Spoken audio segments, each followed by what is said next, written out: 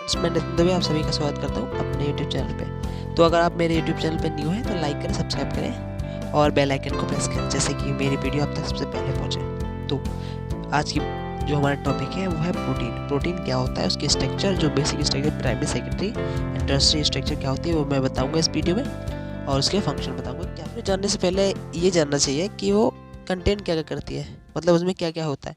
Carbon होता है, hydrogen होता है, ऑक्सीजन होता है, नाइट्रोजन होता है और कभी कभार सल्फर भी होती है। जो प्रोटीन होती है वो अमीनो एसिड की पॉलीमर्स होते हैं। मीन बहुत सारे अमीनो एसिड मिलके प्रोटीन का फॉर्मेशन करते हैं। जैसे अगर एक बूंदी का लड्डू है, उसमें जो बूंदियां हैं जिनसे वो लड्डू बना है, तो वो जो बूंदी है वो अमीनो एसिड है, और जो लड्डू बना है वो उसका पॉलीमर है, मीन प्रोटीन है। तो अमीनो एसिड जो है वो प्रोटीन का मोनोमर है, और जो प्रोटीन है वो अमीनो एसिड का पॉलीमर है, मीन बहुलक है। बहुत सारे अमीनो एसिड से प्रोटीन का फॉर्मेशन होता है। लगभग 20 जो अमीनो एसिड है वो हमारे जेनेटिक कोड में होते हैं।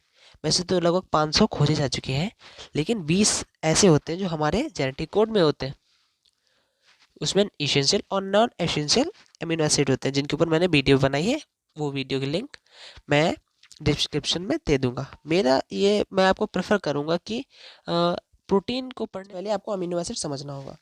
अगर आपने मेरी अमीनो एसिड वाली वीडियो नहीं देखी है तो मैं उसे उसका लिंक डिस्क्रिप्शन में दे दूंगा। मैं तो यही आपको प्रेफर करूंगा कि प्रोटीन को पढ़ने से पहले आपको अमीनो एसिड पढ़ना चाहिए।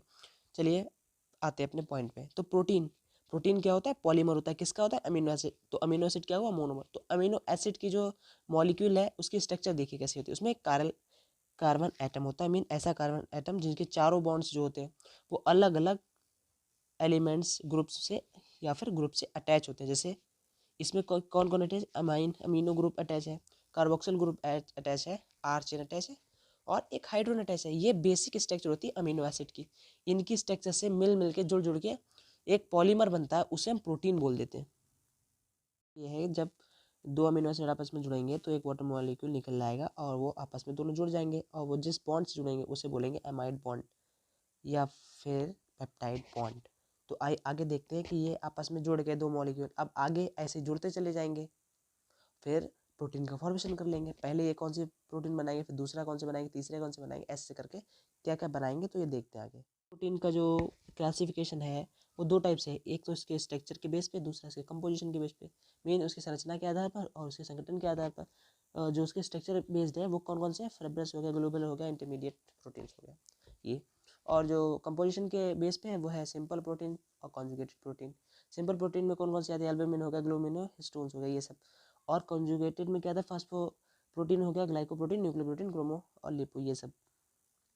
वैसे तो इसका क्लासिफिकेशन इसके फंक्शन के बेस पे भी होता है। जैसे स्ट्रक्चरल इसका जो फंक्शन होता है, स्ट्रक्चरल प्रोटीन में एज एंजाइम होता है क्लासिफिकेशन, हार्मोन्स होता है, रेस्पिरेटरी प्रोटीन्स होते हैं, transport protein, contract protein, storage protein, toxins, ये इनके बेस पे भी इसका क्लासिफिकेशन होता है प्रोटीन का।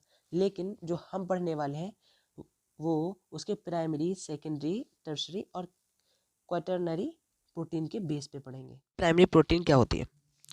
तो क्योंकि हमें ये पता होना चाहिए कि हमारे जेनेटिक कोड में 20 टाइप की अमीनो एसिड्स होते हैं जिनसे प्रोटीन का फॉर्मेशन होता है। 20 टाइप के होते हैं, उनमें एसेंशियल, नॉन एसेंशियल, ये सब होते हैं। तो अमीनो एसिड जब लीनियर फॉर्म में जुड़ते हैं तब वो प्राइमरी स्ट्रक्चर का फॉर्मेशन करते हैं। मीन अमीनो एसिड जैसे ए बी से अटैच हो गया, बी सी से अटैच हो गया, सी डी से अटैच हो गया, तो ये लीनियर फॉर्म में अटैच हो रहा है, मीन सिंगलेट अटैच हो रहा है एक दूसरे से।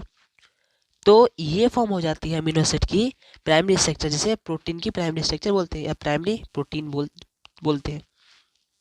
तो अब इससे बनती है सेकेंडरी स्ट्रक्चर। सेकेंडरी स्ट्रक्चर कैसे बनेगी? या फिर ये बीटा शीट के रूप में बनेगी, मीन फॉर्म में बनेगी, या फिर अल्फा हेलिक्स के। तो अब हम समझेंगे बीटा शीट और अल्फा हेलिक्स क्या होते हैं। बताया बीटा शीट कैसी होती है? एक चेन के ऊपर दूसरी चेन, या फिर कह सकते हैं बराबर में दूसरी चेन। जैसे ये चेन है, इसके बराबर में एक चेन है, तो इन दोनों को जोड़ने के लिए कुछ ना कुछ सपोर्ट तो लगानी पड़ेगी। तो वो सपोर्ट लगती है हाइड्रोजन बॉन्डिंग की। तो ये हाइड्रोजन बॉन्डिंग किसके किसके बीच होगी? जैसे हेलिकल फॉर्म में कार्बोक्सिल ग्रुप के ये ओ, कार्बोक्सिल ग्रुप के ओ और अमाइनो ग्रुप के H से हो रही थी हाइड्रोजन बॉन्डिंग, O और H के बीच में हाइड्रोजन बॉन्डिंग हो रही थी, ऐसे यहाँ भी H और O के बीच में ये हाइड्रोजन बॉन्डिंग होगी, लेकिन ये हेल्किल फॉर्म में नहीं होगी, ये शीट फॉर्म में होगी। एज ए शीट पेपर होता है, पेपर शीट, वो उसी फॉर्म में होगी, ये वैसे ही बताया जा रहा है। तो ये तो हो गई बीटा शीट, ये होगी हेल्किल शीट। बात कि प्रोटीन जब टर्सरी स्ट्रक्चर में आता है तब वो फंक्शनल होता है, मीन कार्य करने की क्षमता होती है उसके पास, तब वो कैपेबल हो जाता है अपने काम को करने के लिए, फंक्शनल हो जाता है। मीन सेकेंडरी में फंक्शनल नहीं होगा, फर्स्ट प्राइमरी में फंक्शनल नहीं होगा पूर्ण रूप से, लेकिन टर्सरी में पूर्ण रूप से ये फंक्शनल हो जाता है। जैसे ट्रिपलेट होता है, ट्रिपलेट UCC UAG, ये सब जो जेनेटिक कोड में अगर पढ़े होंगे तो आप समझ रहे होंगे मैं क्या कहना चाहता हूँ। तो आगे बढ़ते हैं। अब स्ट्रक्चर क्या होती है, जब दो या दो से अधिक पॉलीपेप्टाइड चेन लिंक्ड होती है आपस में। मीन पॉलीपेप्टाइड चेन कैसे, वो चेन सिंगल चेन थी जो ABC इस हिसाब से सिंगल चेन थी अमीनो एसिड की, तो वो दो या दो से ज़्यादा अगर लिंक्ड होंगी आपस में तो वो क्वाटरनरी स्ट्रक्चर का स्ट्रक्चर जो होती है प्रोटीन की उसे फॉर्म करेंगे, जैसे ये दिखाया जा रहा है। एक ही करते हैं अब कंप्लीट एंड इनकम्प्लीट प्रोटीन्स की और इनके सोर्स की। तो कंप्लीट प्रोटीन क्या होती है, कंप्लीट प्रोटीन मतलब ऐसा सोर्स जहाँ से हमें जिस टाइप की हमें प्रोटीन की ज़रूरत है वो चीज़ मिले। जैसे जितने भी दूध से रिलेटेड प्रोडक्ट हैं, मीन जैसे पनीर हो गया, दही हो गया, मट्ठा, ये सब, इन सब में प्रोटीन होती है जो जो हमें चाहिए होती है। जिसे हम बोलते हैं डेयरी प्रोडक्ट्स, उनमें सब में ये होता है। जैसे मांस हो गया, डेयरी प्रोडक्ट नहीं, ये पोल्ट्री प्रोडक्ट्स होते हैं, जैसे मांस हो गया और फिश वगैरह ये सब हो गया। और जो इनकम्प्लीट प्रोटीन्स होती हैं वो उसके सोर्स कैसे हैं, जैसे दाल हो गई, बीन्स हो गई, और पीनट बटर टाइप सब्जी हो गई, बादाम वगैरह, ये सब जिनसे हमें प्रोटीन तो मिलती है, लेकिन हर टाइप की प्रोटीन नहीं मिलती है, मीन कंप्लीट नहीं होती है प्रोटीन। इसमें प्रोटीन तो होती है इसमें भी। तो अब आप कहेंगे कि जो मांसाहार करते हैं वो ज़्यादा स्वस्थ रहेंगे, तो ऐसा नहीं है।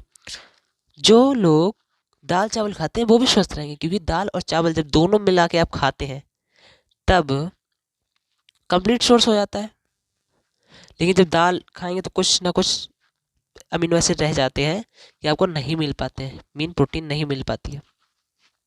तो जब दाल चावल खाएंगे तो आपको कंप्लीट प्रोटीन मिलेगी। चलिए बात करते हैं डाइवर्सिटी ऑफ प्रोटीन्स। प्रोटीन का फंक्शन कैसे कैसे होता है, तो कैटालिसिस मतलब एज अ कैटालाइज, जैसे एंजाइम हो गया, एमाइलेज, पेप्सिन और लाइपेज एंजाइम ही तो है। ट्रांसपोर्ट में कैसे होता है, जैसे हीमोग्लोबिन करता है, ट्रांसपोर्ट करता है किसका, ऑक्सीजन का ट्रांसपोर्ट करता है, ऑक्सीजन और कार्बन डाइऑक्साइड को लाता है ले जाता है। ये सीरम एल्ब्यूमिन हो गया। स्ट्रक्चर में कैसे, केराटिन और कोलेजन ये टाइप के होते हैं स्ट्रक्चर में। जैसे केराटिन प्रोटीन के हमारे बाल बने होते हैं वही। मूवमेंट, जैसे मूवमेंट कॉन्ट्रैक्शन जो होता है, जैसे मायोसिन एक्टिन, ये सब हमारे मांस में पाए जाते हैं प्रोटीन। डिफेंस, जैसे एंटीबॉडीज है तो प्रोटीन। फिब्रिनोजन है तो प्रोटीन।